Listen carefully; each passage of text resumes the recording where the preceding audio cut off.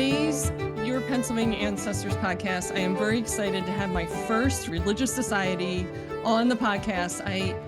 Pennsylvania is incredibly diverse for the amount of religions that we've had since the founding of the state. And I've been intending to focus on religion. So I'm really excited that the Jewish Genealogical Society, as I call them in my brain, is here to join us, but they have a full name. Let me give the full absolute name so I don't cheat them of any of their work, because they're doing great work. It's the Jewish Genealogical and Archival Society of Greater Philadelphia is joining us today, and Felicia Mode Alexander, their president, is going to share with us about the society, the work that they're doing, and a very, very exciting event that they have coming up shortly in 2024. Felicia, welcome to the podcast. Thank you so much, Denise. I'm really excited to be here. I'm excited to be able to share with you about our society. It is over 40 years old and was founded by a small group of genealogists at a time when there was no internet, there was no technology online through which people could easily access their important data. And now today we have our own website, we have a Facebook page, we are part of an international body of like-minded genealogists that are working all across the globe to research and document Jewish history and the many ways that we all go back in time to common location, place, and roots. I love it. I told you before we hit record how much I love your website, because the society website, your organization's website, is so just full of it's so much goodness. Like, I can really tell you've taken the care to note not just the history of the Jewish people here in Pennsylvania, and the counties surrounding Philadelphia, but you're covering their roots back in their home country too, and the connections. So how did the society choose that as a focus? Because it could have been easy just to, a lot of genealogical societies obviously focus on the location where the society is, but you chose to go abroad, and I'd love to hear more about that. Certainly. Most of us who are doing Jewish research have discovered that our people came from places far and wide. And this is common in the Jewish community because of the Jewish diaspora, which means that when people were, for example, during the Spanish Inquisition, there were many, many, many Jewish people living in Spain and Portugal, and they were expelled. And so during that particular expulsion, they scattered all over the Mediterranean region. My own daughter-in-law's ancestors are from that part of the world. They were somewhere in the Iberian Peninsula, we don't know where, but ended up in a place called Monastir, Turkey. And when you think of Turkey, you don't necessarily think about Jewish people, let alone a large Jewish community, or Greece. People settled in the main city, one of the main cities in Greece. These folks didn't speak the traditional language that you would think of when you think of European Jews, which is Yiddish. They spoke a version of that was a combination of Spanish and Hebrew that's called Ladino. So this is all information that I never knew about. But when I got involved in the genealogy, even before I had a daughter-in-law who was from this background, I didn't even know where to look to find out information about the Jewish roots in Europe. So most of us who do this work have found ancestors that may have come from 10 different countries or from one. And for example, when I started doing my own personal research, I grew up in the Boston area, and I knew that my family had been in Boston for over 100 years. They came to the United States in the 1840s. But what I didn't know was that they came not because they were fleeing necessarily religious persecution, but because they were looking for more opportunities in business and commerce. And so that was one wave of Jews that came from the German speaking lands. And then it was another 30 years after they arrived that the Russians and the Eastern Europeans came, and all these different waves of Jewish immigrants brought with them different names, different communities, and all of that became part of the quest of genealogists, Jewish genealogists, to find out, well, where was my original town? It called a shtetl, like in Fiddler on the Roof, the little town. Where did they come from?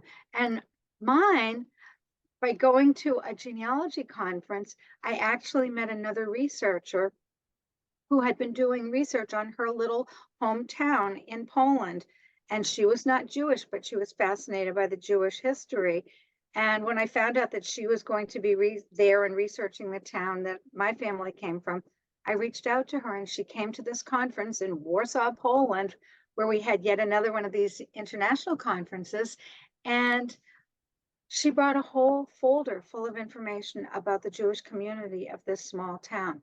So I Oh, went with my Boston knowledge, knew mm. that my family had come from this little town called Von Grovitz through their naturalization documents. That's all I knew. And here this woman showed up at the conference with more information, and my interest just exploded at that point, because I realized, wow, I had no idea. I don't know anything about these people.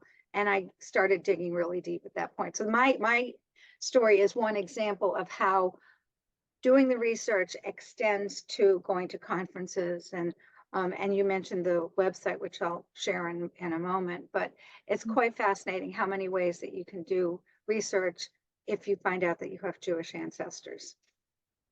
Yeah, I love that story because the connection in genealogy is amazing, and what people do for each other to support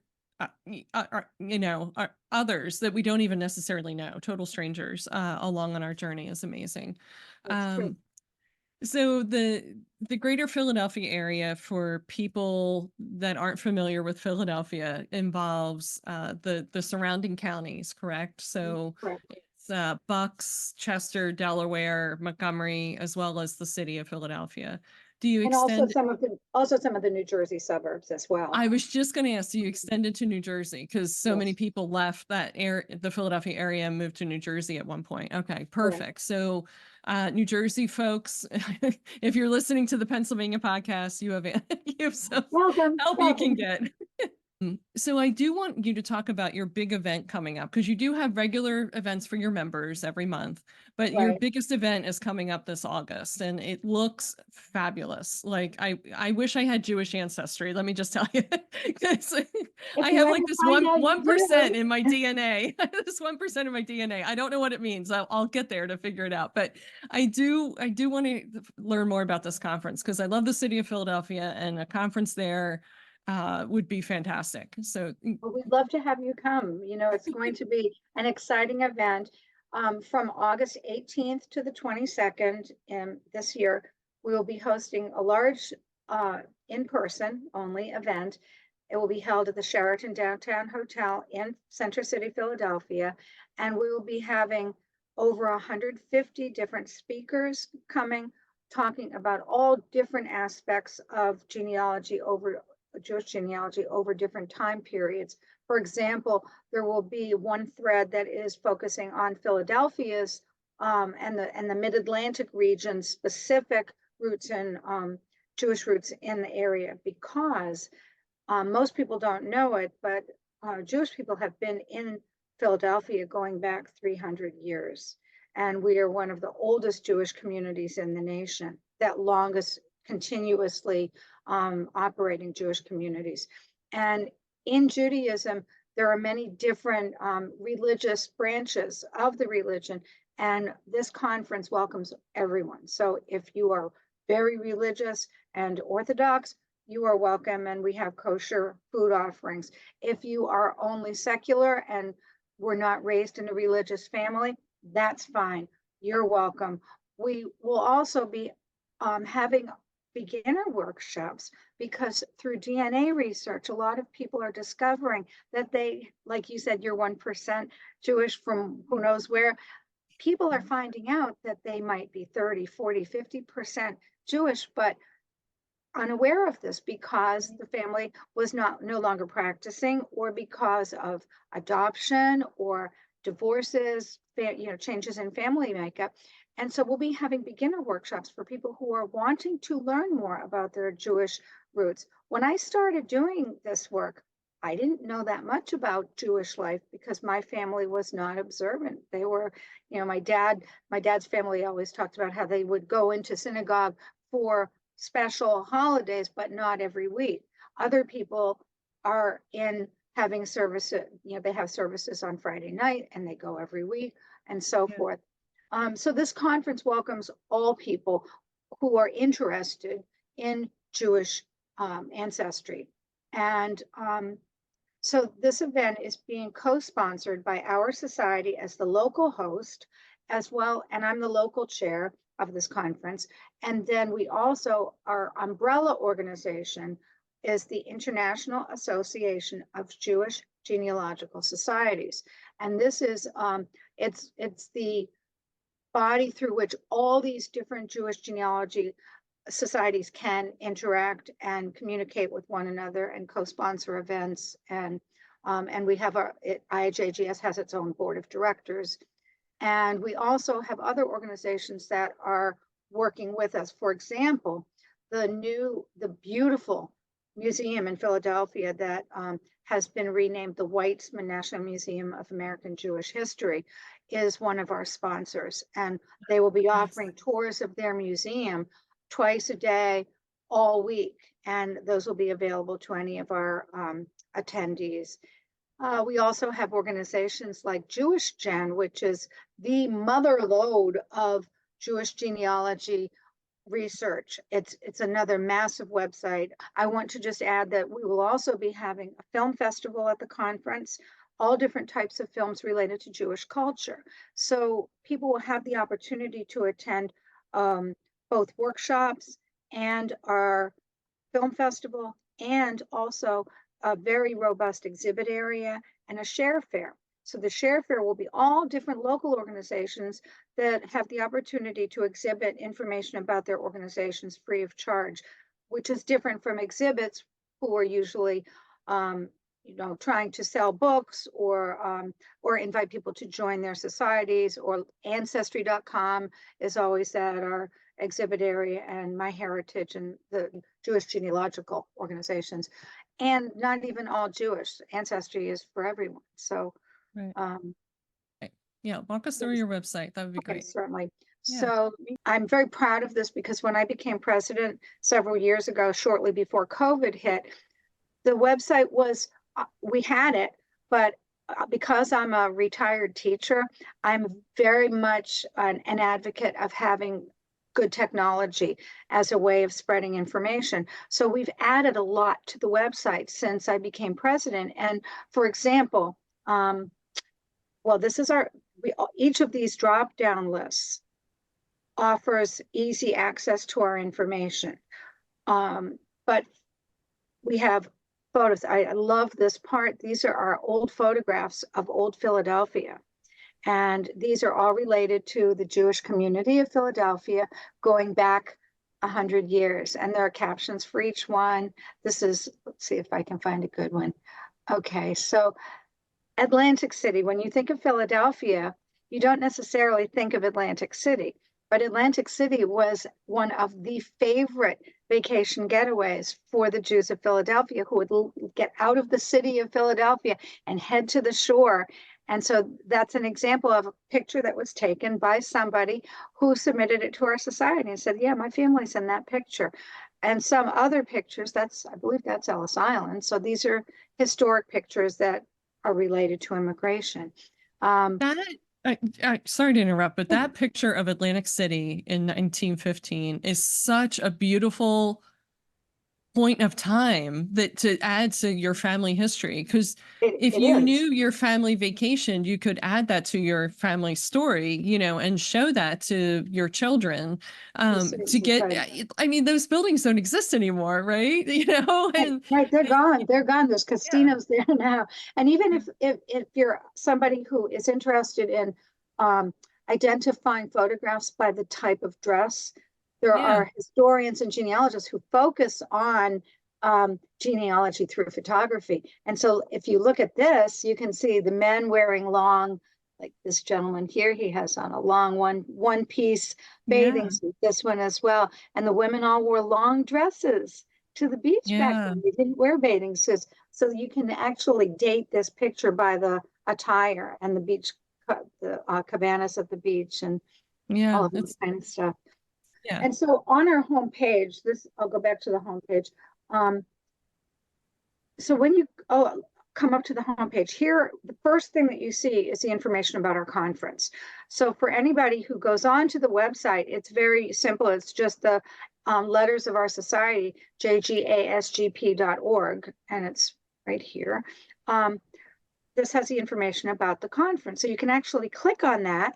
Here's the registration for the conference, and it has the information about all about the conference this summer. There's even a YouTube video, which is of, I'll hawk this. Hello, It's everyone. me. I would like to invite This is an overview of the conference that I was asked to create. And so that went onto the conference website.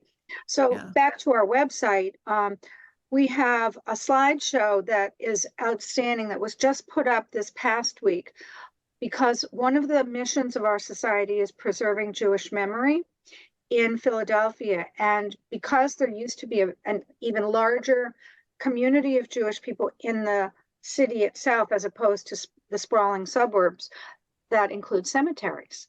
And genealogists are known to be cemetery sleuths. There are also Jewish cemeteries that are very helpful to look at headstones because they're usually in Hebrew, and they often say the names of the ancestors, of the parents. So, for example, my grandfather's headstone and his fathers all have the names of the generation preceding. So it's a son of so-and-so.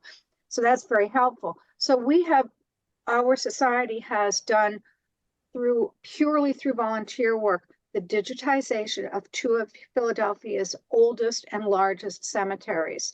And one of them is called Har Yehuda, which is just outside Philadelphia, and the other one is called Har Nebo. And both of those are digitized. And the digitization project of Har Yehuda was conducted over the past year. And we had a team of amazing volunteers who actually went into the cemetery office and took scans of all of the cemetery cards, the burial cards of the individuals, over 20,000 of them. You can go in and look through these cards. And these are some of there's a map of the cemetery. These record books are vast. So here's an example of this one person. This is not necessarily for a work of art to see what these things say. You can see there's about 3 different types of handwriting on here. And yet this one is typed. And here's another book this was going back to 1910, I believe. And so all of this was photographed and put onto our website. And going back up here, some of the resources and publications we have a Getting Started book focusing on the Philadelphia Jewish community, but it's quite amazing. And this was created by one of our members, made this beautiful, beautiful document, which takes you through all of the different places in Philadelphia and learning to read Jewish names that are written in Hebrew or in Yiddish. And I'm not going to go through all of that, but that's something that people can access without it being a fee-based item. We have monthly newsletters, but we also have a scholarly journal. And the journal goes back all 40 years of our society. So if you click on that, you can go down and see indices. So these are by author, and we also have it by chronology. And then again, we also have local Philadelphia resources. We have a family finder. We have an index to the Jewish Exponent, which is a newspaper. And it goes on and on, a lot of very valuable records that people can go to and search for information about their family if they think they might have Jewish roots. This is fantastic. And the point that you made about the history of the Jewish people in Philadelphia begins at the beginning of Philadelphia. It doesn't begin in 1840 or 1950 or some other year people might think about. It really is from the beginning. So there's still people uncomfortable with websites and technology. Sometimes you're just, every website's a little bit different, so you're not sure how each one works. So I think that overview was helpful, so Oh, the people other thing can. that we do have, which I didn't scroll, if you scroll on that homepage all the way down, it has all of our upcoming meetings and biographies of our speakers and any upcoming events that people might want to participate in. Any projects that we're working on, all of that's available for people to see. But they're just a click away. You don't have to be a computer genius to navigate the site. It's very user That's good. friendly. And all your meetings are virtual, correct? They're all on Zoom? They're all on Zoom, but many of them are now in person as well. So Okay. some of them are hybrid. We've had our last couple of meetings were in person. One was not.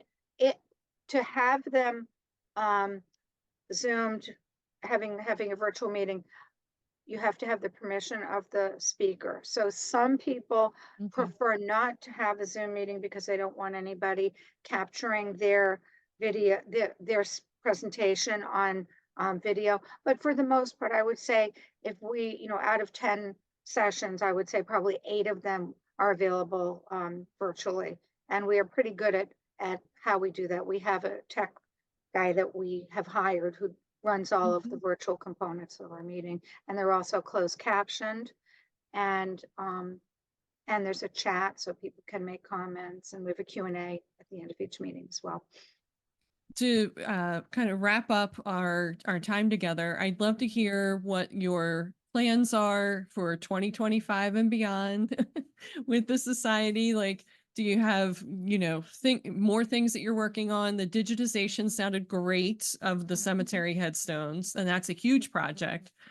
So, what else do you have in the works? We have a few different What little secrets can you share about what's going on? little tidbits. Well, one of the things that we are working on as a result of our partnership with the Weitzman Museum of National Museum of American Jewish History, we are going to be offering some services free of charge in the museum itself. So if people are visitors to the museum, they'll be able to stop by on designated dates to meet a genealogist and get help getting started. So we're hoping that this will be outreach to the greater community, people who don't know about our society, but they're at the museum, they're learning about Jewish history. And many of the people who visit that museum, which is on the mall right across from the Constitution Center, people come there for all variety of reasons to learn about history of Jewish America, but also because they're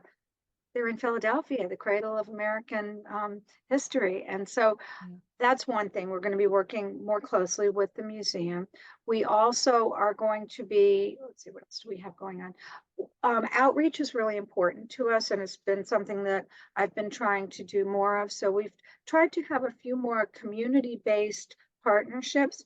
For example, the Jewish Federation of Greater Philadelphia, we've met with their leadership to see what we might be able to do together, because our society, our at paid membership is around 400 to 500 at any given time during the year. But we also have almost 2,000 Facebook members, and people see us through our online presence as well as coming to our meetings. And so we're trying to do more things that will make that connection with community. There was a large family festival called the Bucks County Jewish Festival, and that was held a couple of weeks ago. So we had a table at that for the first time. So we're hoping, because I'm a retired teacher, I love getting kids involved in genealogy. So that's part of our mission moving forward, to try to find more young people that might like to get involved in this, whether it's for a community service project. We had some high school kids working on the digitization project as well. They were doing that for our mitzvah project or for a high school graduation project.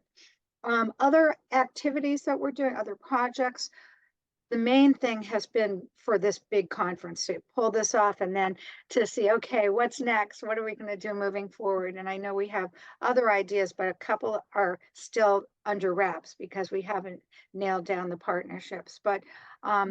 we are a big organization, and we are more and more active as time goes on. So I love it. I can hear it. I can hear the energy and the excitement and the commitment to genealogy and Jewish history in Philadelphia. So I love it. I hope, everyone contacts you who has even the slightest hint of Jewish in their ethnicity, if they find it through DNA, or if they find that their family worked alongside of or lived alongside of Mhm. Jewish people. They can get a lot of that history of the city of Philadelphia through all the Mm. work that you've done. I love it, It- Felicia. So I just Lisa, really, yeah. I just thought of one other thing I did want to mention. Our society also has a book club. This is something we started during COVID as a way of connecting people because everybody was so isolated during the pandemic. And we thought, well, this would be a good thing to do. So we started a book club. And the cool thing about that is that we have regular members of our book club who are um, recently acquired uh, people who just identified themselves as having Jewish ancestry. And a couple of those women are now very active. They're reading more. They want to learn more about their family's historical religion and background. And so they're part of our book club. And it's a very non-threatening, very pleasant way to meet people, through a group of 10 or 12 faces on a screen rather than going to a meeting. Because I know my first meeting that I went to was over 20 years ago. And I walked into the room and all these people sitting in the auditorium. I didn't know anybody. I was very intimidated. And now some of those people are my best friends. So I it's love a it. Yeah, nice check out the part of book it. club. Yeah, book club is a great way because you're talking about the book, not yourself, at Yeah. least at first, right? Yeah, So it's a that's right. nice way, a nice introduction to Right. folks. So yeah, that's great. So was there anything else that you wanted to share before we wrapped up? I certainly encourage people to come to our conference in August. And if you have any questions about the conference and would like to ask, I can be contacted directly, or you can go through the links that I showed previously it's just IAJGS2024.org. All right, perfect. I will put the link in the show notes for people so they can easily click and get to the society site. And thank you so much, Felicia, for being on the podcast. And I hope our paths cross in person and not just That would be virtually. wonderful. That would be wonderful.